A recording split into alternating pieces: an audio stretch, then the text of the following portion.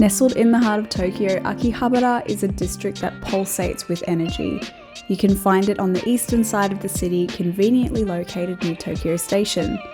Akihabara is not just a place, it's an experience that blends traditional Japanese culture with cutting-edge technology and a sprinkle of pop culture in there. Akihabara is internationally recognised as a holy grail for tech enthusiasts, anime lovers, manga maniacs, and gaming geeks. It's a haven for all things otaku. It's also known for its captivating blend of electronic shops, cosplay culture, maid cafes, and mind-blowing arcades. It's also known for some pretty damn good food as well. We went to a place called Gyukatsu 123, so I'll get to that in a second because obviously we waited for 2 hours to get in there, and I'll talk a little bit about if it was worth it. Now, as soon as we got off the train at Akihabara station, we actually went straight to a place called Super Potato, which I had never been to before, and it's actually known for its old school arcade games, old school console games. You can actually buy consoles in mint condition, so like PS1, Sega, so many things. So we actually went there first and we were the first ones there, so we had to wait a little bit. I think it opened around 10 and there's a couple of floors actually, so you make your way up the stairs going through the different themed levels. So the first level was taking you through all of the old consoles and old gaming, old games, and that was really cool because they were actually playing some OG music in there, which was super nostalgic. I loved it. God!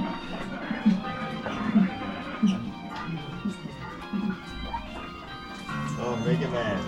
They call it Rock Man. Yeah, oh, that's cool. Yeah, this definitely takes me back. Yeah.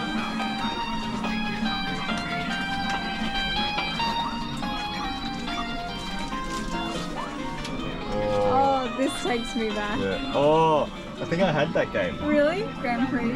Yeah.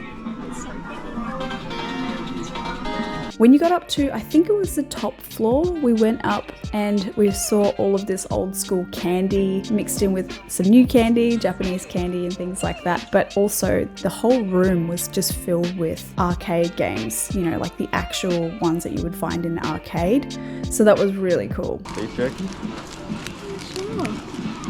It's like old school snacks.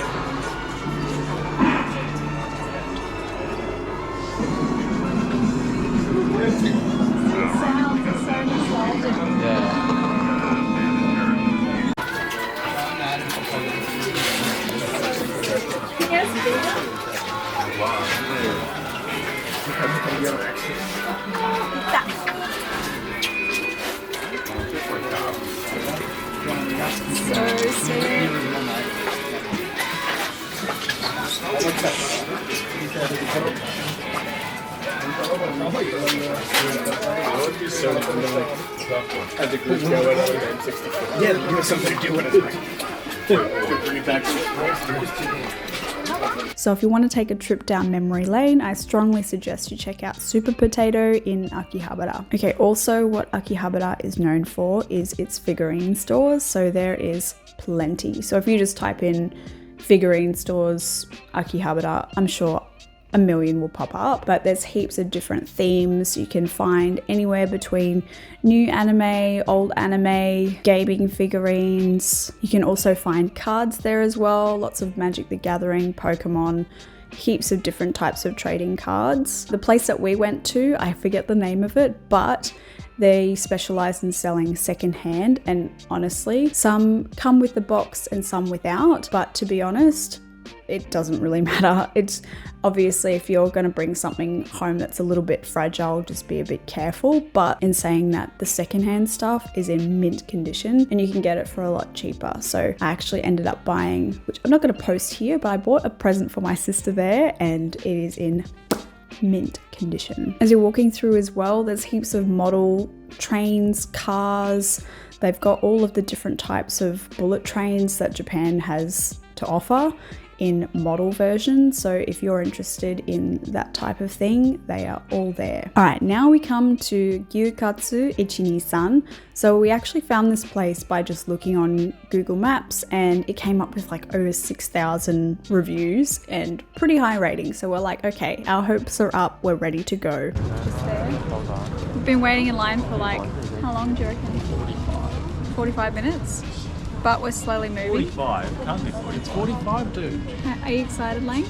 I'm excited. So this place apparently has over 6,000 reviews, Yeah. 4.7. That's a very high rating. Very high. So I'm looking forward to trying it out. I reckon the wait is definitely going to be worth it. The wait, however, we did have to wait for 2 hours. So basically it's on a corner and it's tiny, right? The actual shop can only sit about, it's got one row for the bar, and then there's a couple of bigger tables towards the end of the room. So I think max, I'm gonna say maybe 10, 15 people max. So you actually have to wait outside, but also across the road. Like the line gets all the way down the street. However, when you're getting closer, they do give you a menu that you can basically choose. When it's your turn to go in, you've basically ordered and the food is ready for you. 2 hours later. We're waiting still, Yep. but we've ordered and we've got big katsu coming, katsu dishes, because it comes in a set. So hopefully we're Oh, it's worth literally it. a couple more before we can go into the restaurant. So Oh no. it's coming. Oh, It's dreams. coming. Don't worry. It's reasonably priced for something that's popular and for what you get, because you get this massive, you can choose what size gyukatsu you get your normal sides as well. Plus you can actually, the good thing about it is that they give you the hot stones and they've got the little fire going underneath the stone, so you can cook it to your liking, which is I really like, and pretty reasonably priced for something so busy. Alright, this is the stuff. Just cooking. Let's see how it is. Oh yeah. Now, would I say that it's absolutely mind-blowing, worth the 2-hour wait? You'll never get another experience like that anywhere else? Probably not. Only because I think we went to another place, I can't remember where, I'm sure I'll post a video about that later down the track. I can't remember where it was, but it was just not that bad. Like, I'm just gonna say it's probably on par, and that place was empty, no line. It tasted pretty much the same, to be honest. So I'm gonna call it here. I'm not gonna say that it was worth the 2-hour wait. However, I'm glad that I went for that experience, because, you know, in most of these types of countries, if you see a line, that usually means that it's good. Now, obviously, my favorite part about Akihabara is the arcade games.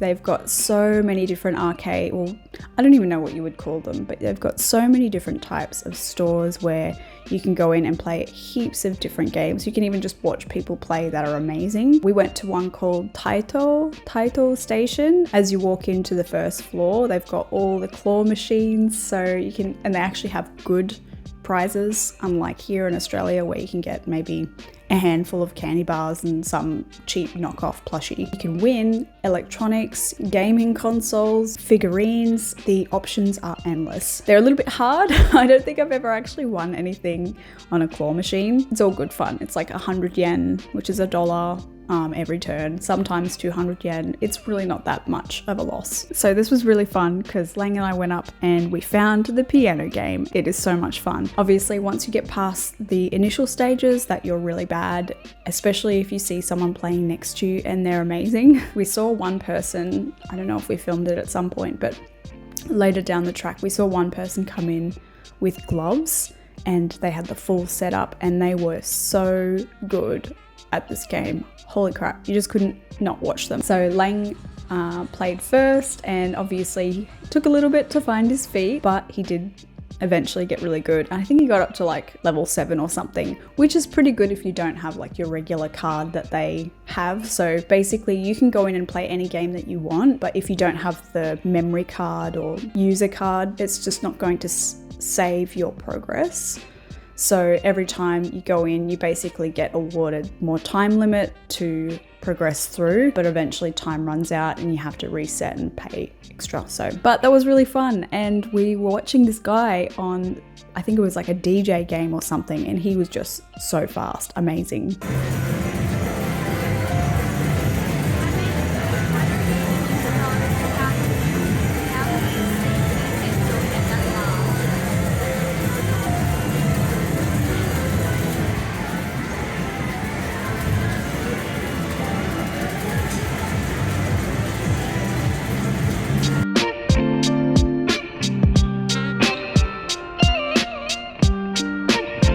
Situated on the western side of Tokyo, Shinjuku is one of the city's major commercial and entertainment hubs. It's easily accessible by train and it's home to one of the busiest railway stations in the world, Shinjuku Station. As you step out onto the streets of Shinjuku, you'll find yourself surrounded by towering skyscrapers, bustling shopping centres, and an atmosphere that's alive with possibilities. Now, Shinjuku's renowned for its vibrant nightlife, entertainment options, and its status as a shopping mecca. It offers something for everyone, from shopaholics to food enthusiasts, thrill seekers to photography lovers. The district is divided into different areas, each with its own unique charm and attractions, making it a versatile playground for exploration. Now, when we went to Shinjuku, we actually went there to check out a place called Omoide Yokocho. We're about to head to Piss Alley. Gonna get some skewers, and then yeah, see where the night takes us. And that's also known as Piss Alley. So it's basically this network of alleyways which is all like bars, drinking food. Like, they're really well known for their skewers and just like all their food that goes with drinking. So we went and checked that out, and to be honest, you know, it was lots of foreigners. It's just like a popular place to go. I didn't actually eat anything there, but Lang did, and he said it was a bit overpriced, but it is a really cool experience to have. I would strongly suggest, so if you're going to check that out, check out the neighboring areas as well. We went at a really cool time. It was twilight, so the sun was going down and all of the lights started coming on, and it was really cool just to see that area light up. So Rach and I, we just went for a walk through the streets, and it was awesome. So we got to go through and look at all of the host clubs. So in Japan, there's host clubs. So basically they've got ones for guys and for girls. So host club guys, host club girls, and basically people go there, they pay money to drink with those people, and it's basically like a way of getting to know people and just meeting new people and talking to new people. So I actually watched a really cool interview that Joey, the anime man, did with one of Tokyo's top paying host club guys, and it was actually really cool just to see into their life and how they work and why he does the job. It actually seems like a pretty cool, down-to-earth guy, which you wouldn't think looking at him, but really cool interview. Strongly suggest checking that out. But it was really cool just seeing all the hosts kind of out on the streets getting ready to go to work. There was heaps of guys, heaps of girls, so that was really cool to see. And obviously for all you photographers out there, Shinjuku at night is a perfect spot for photography. So once the streets light up, you get to see a mixture of people walking in between. So it's super busy at nighttime, but also you get these really cool shots of all of the street lights, the traffic lights, the cars going past. It's just really interesting at nighttime. And if you can't tell behind me, I've actually set up my display to be one of Lang's photos, but here are just a couple of unedited photos that Lang took that night.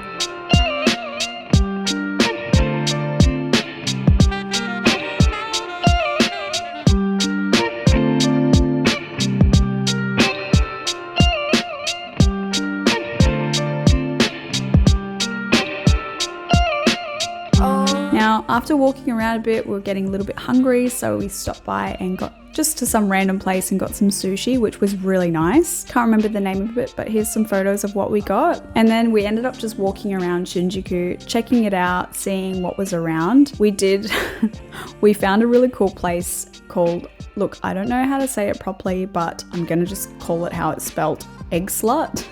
I mean, same. Basically, it was a place that specializes in egg dishes. I'm assuming like brekkie rolls, burgers, that sort of thing. And it was really awkward. So we actually went in there, we're like, yes, let's try this out because it's a really funny name. We walked in, we sat down, and in Japanese culture, they don't tend to sort of just come up and tell you something is wrong. They were actually closing, but they didn't want to tell us.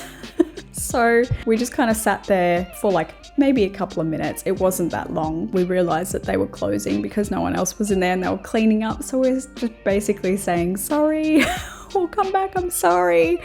But yeah, really wanted to try some egg slut because it does actually look pretty good. Instead, we went and checked out this matcha store that specialized in all things matcha. We ended up getting a matcha ice cream. I was trying my friend's matcha cookie, which obviously, if you can't tell from my facial expression, was delicious. And that pretty much wraps up our day. It was really fun exploring Akihabara and Shinjuku, and 10 out of 10 would recommend anyone going there if you're in Tokyo. But that's it for now. I will leave it at that and look forward to the next video.